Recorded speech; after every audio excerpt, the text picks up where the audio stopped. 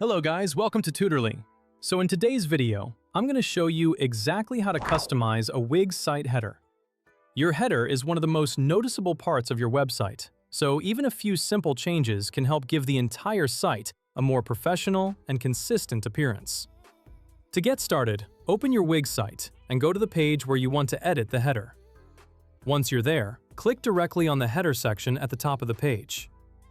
This is the main area visitors usually see first, so customizing it can make a big difference in how your website looks and feels.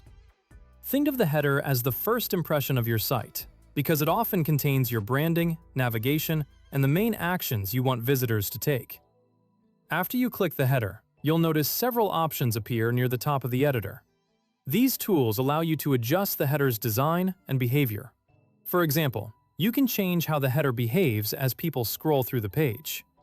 This is useful if you want the header to stay visible while visitors move down the site, or if you want it to behave in a different way depending on your layout.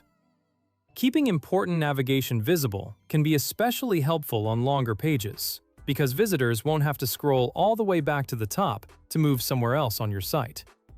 You'll also have the option to replace the background of the header. This can help you better match your branding, colors, or overall website style. If the current background doesn't fit the look you want, simply swap it out for something more appropriate. For example, you might use a simple color that matches your brand, or choose a background that creates enough contrast for your menu and text to remain easy to read. Along with that, you can also change the opacity. Adjusting opacity is a simple way to make the header look lighter, softer, or more modern, especially if you want some of the background to subtly show through. Just make sure you don't reduce the opacity so much that your navigation, buttons, or other important elements become difficult to see. In addition to those settings, you may also see other design options. These can help you fine-tune the appearance of your header so it feels polished and consistent with the rest of your site. It's a good idea to preview small design changes as you go, so you can see what works best visually.